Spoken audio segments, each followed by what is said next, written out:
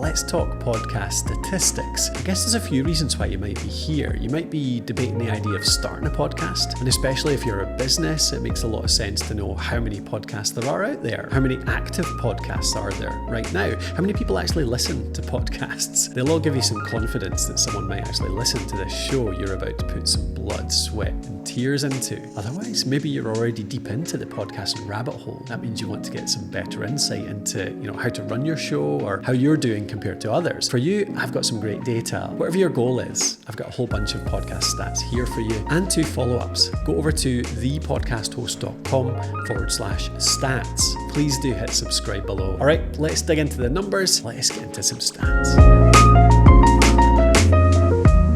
Let's start out with total number of podcasts. How many podcasts are there in the world? Well, as of June 2024, there were 4,198,000 podcasts registered. Now, that was actually down 5% from December 2021, which was at 4,449,000. So where did over 250,000 podcasts go? Well, we reached out to the Podcast Index, who provide these stats, and they changed a few of the criteria around length, around activity, that really shows what gets into the Podcast Index. So that's why a few disappeared rather than podcasts dying off. But that is the total as of now, as of June, 4,198,000. And of course, this is a pretty fast changing stat. So do go and check out our podcast stats article, which is updated regularly to get the latest number on this. That's over at thepodcasthost.com/stats. Now, perhaps more importantly, what about active podcasts? How many active podcasts are there out there in the world? Well, as of June 2024, we have 460,000 active podcasts on Apple Podcasts. So this is a slightly lower number. Apple Podcast total is about 2 million something. So it actually is less than the Podcast Index because not everyone submits to Apple Podcasts and potentially their standards are a bit more stringent around how to get in there. But it does show a good percentage. So it shows that 17% actually of podcasts on Apple Podcasts are active. Now that means they have published in the last 90 days. So some podcasts, there can be a legit reason why you might not publish in the last 90 days. Maybe you're on a season break. Maybe you only publish a few times a year. Maybe you've only published one season and that's actually answered every question you need to. But many of those non-active podcasts have actually died off as well. They're just non-active as in they've pod faded. So we see though that 17% that have been steady. That number's actually been steady since October 2023. So that's good to see. How many people actually know then what a podcast is? How many people are aware of the concept and listen? Well, let's look at how many people in total even know of the concept. 84% of people in the US are familiar with the concept of podcasting. That's quite good though, because that's up from 75% in 2020, 79% in 22. So that's been rising slowly but steadily so that the vast majority of the population, at least measured in the US, now know what a podcast is. What about how many people actually listen to podcasts? That's how many people know, but what about listening? So 67% in the US have listened to a podcast at least once. Again, that's quite up from 2020, where it was 55%, and in 22, it was 62%. So that's us up 12% in 4 years around listening. They've at least tried out listening to a podcast. Let's look now at more regular, loyal listeners. So how many listen on a monthly basis? Well, we have 47% of people in the US, that's 12 plus, that have listened in the last month. And that is up from 42 in 23. So we're up 5% in just a year there. And then weekly listening, we have 34% of people in the US who have listened in the last week. That's up a little bit less, but still 3% from 31% in 2023. So we see regular listening, loyal listening growing quite nicely too.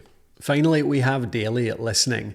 So currently 18% of those people aged 13 plus in this survey in the US listen on a daily basis. That was measured in Q3 of 2022, so a little bit older data, but still that's the data we have from a share of ear survey around daily listening of podcasts. Let's look now at where people listen. So what situation do people actually listen to podcasts in? This can be quite useful so you know what the context people are in when you're actually speaking to them.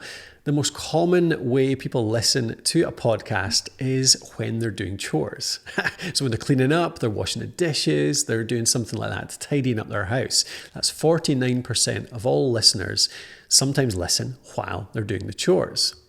Next most popular is commuting. So 42% of listeners listen in the car, listen on public transport while they're going to work. So that's another really common context as well. Next up, we have 29% of people who listen while they're exercising, while they're at the gym, while they're working out. That's 29%. And equally, at 29%, we have people who listen while they're cooking, while they're making their dinner, while they're baking, cooking in some way. Next up, we have 25% just out for a walk, listening while they're on a walk, and 24% while they're out doing errands. So being more productive while you're walking about the shop, picking up those groceries. So that's a few of the contexts in which people most commonly listen to podcasts to give you an idea of where they are. One question podcasters often ask is, when should I actually publish my episodes? What day of the week? Now, Podchaser did a survey on this back in 2022, and they found that Wednesday and Thursday were the most popular days for podcasters to publish. So that's right in the middle of the week there. The least popular day was over the weekend. So maybe that's expected. You want to be doing it during your working hours, something like that potentially. But for whatever reason, that's the days that were popular. Now you might learn from that and say, I want to publish on those same popular days. Or you might think, maybe I should publish on the less popular days. I can stand out. Maybe my episode will be the only one that pops up on a Saturday compared to my competition. So you can use this data in different ways, but at least that gives you an idea of when it's most common for people to publish a new episode. Another common question is, how long should my podcast be? Well, we can look at some Buzzsprout stats here to get an idea of what the average is. They publish stats on their full catalogue. So as one of the biggest hosts out there, it's useful to see, what their shows are like on average. Looks like the most common range for them is at 32%. We've got 20 to 40 minutes. We've got that, half hour range there, which is 32% of all podcasts on the Buzzsprout network. Next most popular, down at 22%, so a decent drop there, is that longer range, that 40 to 60. So coming on for an hour, you have 22% of all podcasts. And then we have pretty much a draw at 16, 15%, all of the other ranges. So we have 16% is less than 10 minutes, 16% is over 60, so that's the super short and the super long. And then we've got 15%, which is the 10 to 20 minute range. So that quite medium short range. But as you can see, most popular range about that half hour, and then you've got 40 to 60 minutes as the next most popular. And an equally popular question amongst podcasters, how often should I publish my podcast? Well, again, looking at Buzzsprout stats across their catalogue, the most common frequency tends to be in that 2 weekly range. So between 8 and 14 days. So around every 2 weeks. That's at 39%. So nearly 40% of all podcasts in that range. But then maybe I would have expected more common, but more supposedly one of the best ranges around a week. So 34% of podcasters manage to publish once every week, or at least in a 3 to 7 day range. So at least once a week, maybe even twice if they're doing well. Then we drop down to 19%, and that's in the 15 to 29 day range. So that's coming on for once a month, or maybe slightly more often than once a month. And finally, you've got super often, which is the daily, or at least every other day. 0 to 2 days is 6%, and then over 30 days is 1%. Now, some final stats to dig into amongst the Buzzsprout stats is listener data. This is the one everyone pretends they don't care about. How many listeners do podcasts get on average? So that you can compare, you can benchmark. The thing is, this is really context dependent, depends a lot on your topic, your niche, so there's no direct comparisons, but still can be nice to know where you stand amongst the average.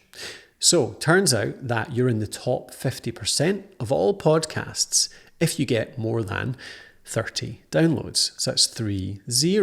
So you're in the top half of all podcasts if you get more than 30 downloads per episode. Now this is measured within 7 days. So 30 downloads within 7 days of publishing, okay? Moving up from that, top 25%, top quarter of all podcasts, if you get more than 114 listens within 7 days on your episode. Moving up again, up into the top 10%, higher echelons now, 471 downloads. 471 will see you in the top 10% of all podcasts. Then we're moving up into the top 5% of all podcasts. You'll be getting 1,100 listeners.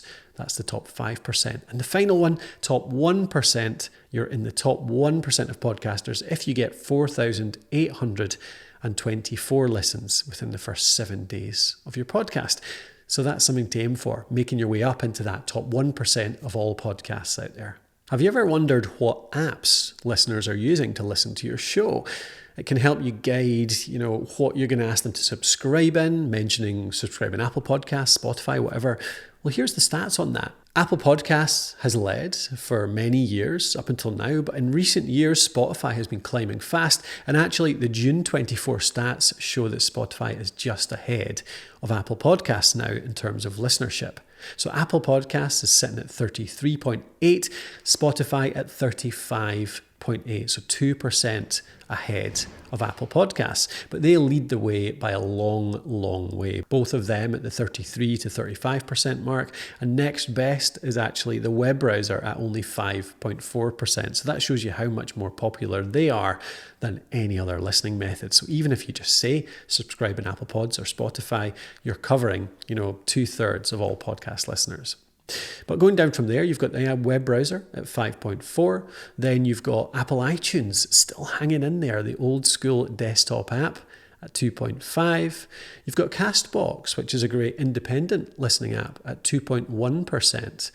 And you've got Google Podcasts at 1.7, even though Google are trying to kill that off right now. They have killed it off, basically. Then other apps, you've got Pocket Casts, you've got Overcast and Amazon Music, all down in the 1% range. So that gives you an idea of all of the apps that your listeners tend to use when listening to your podcast. If you're thinking about the type of podcast to start, it can often be useful to know what are the most popular categories or types of podcasts out there. So let's dig into that based on Apple Podcast categories. The two most popular categories, almost neck and neck in terms of volume on Apple Podcasts, are education and society and culture.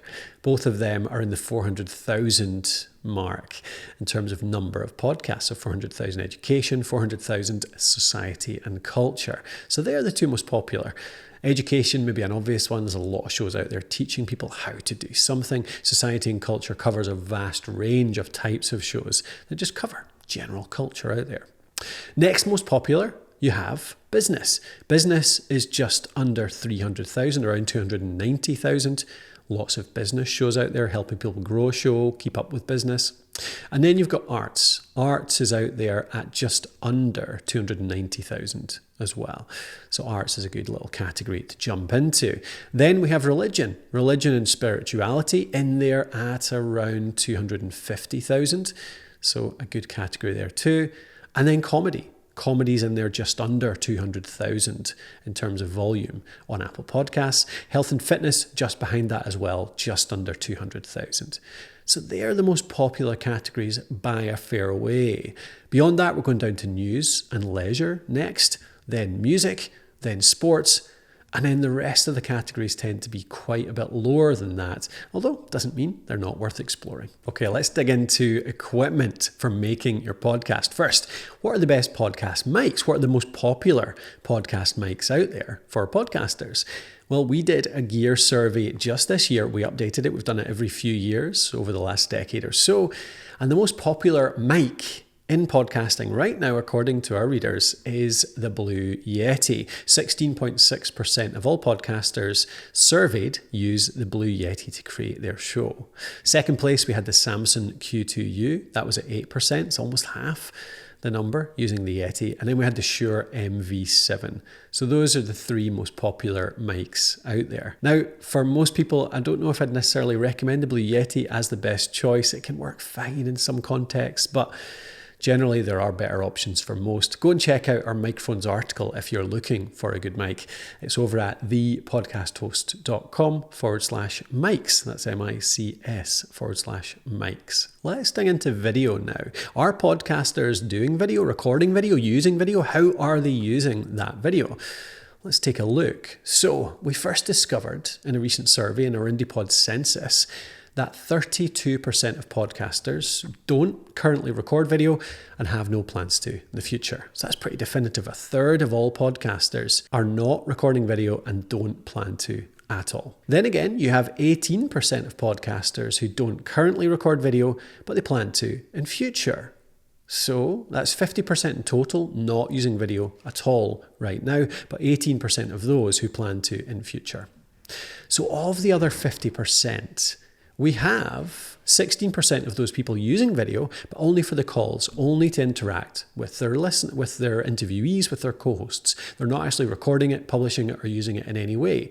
That's 16% of people. They value the video for the interaction, but they're not actually using it, which leaves 32-ish%, 33% actually using video. So how do they use the video? Well, 12% record that video and then use it just for marketing. So generally that means clipping, means taking out little clips and publishing that on social media or elsewhere to promote your podcast. And then 11% of people record video and publish the full episode. So that's the opposite. They take that video and they publish the whole thing as an episode, probably on YouTube, but also some podcast hosting platforms that can publish video episodes. So that's 11% publishing full episodes only and 12% publishing it for marketing only.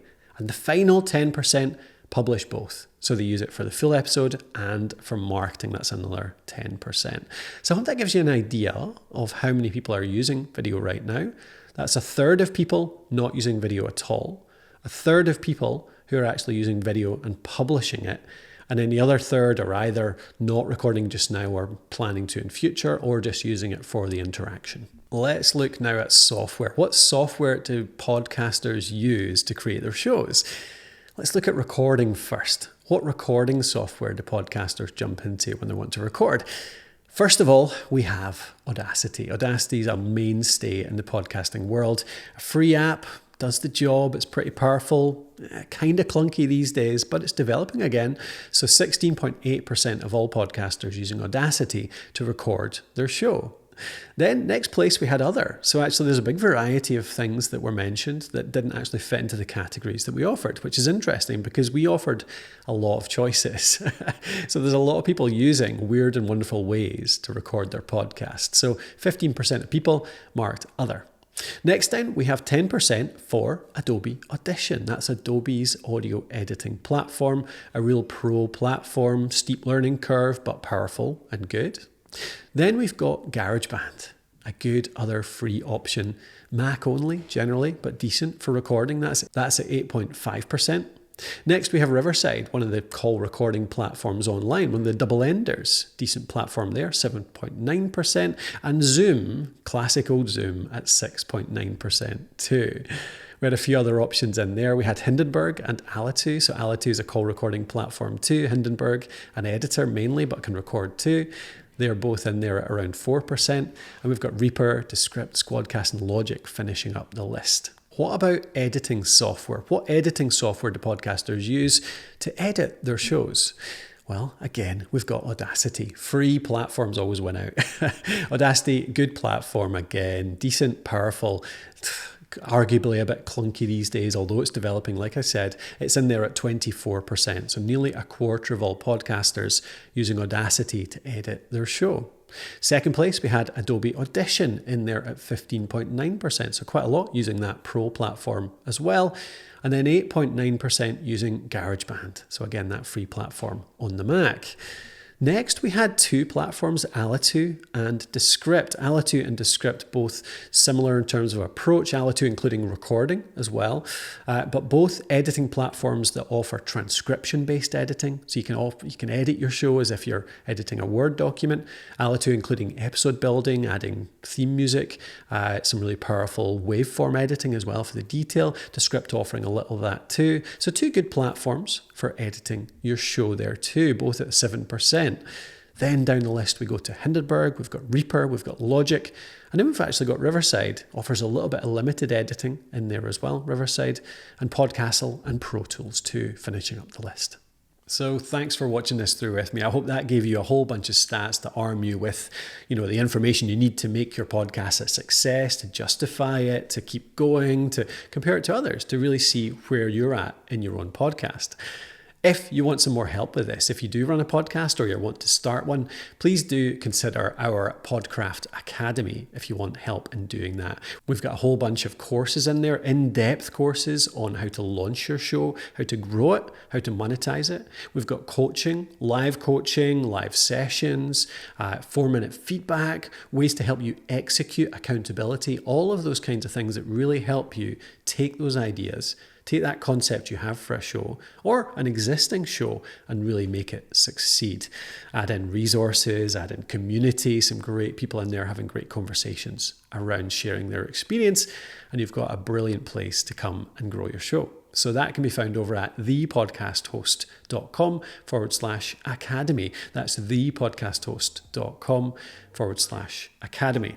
Otherwise, I hope you got plenty of geeky stats here to help you out. I'm Colin Gray from thepodcasthost.com. I'd love to see you on a future video. Remember to hit subscribe so that you get every single one I put out there, and I'll talk to you on the next one.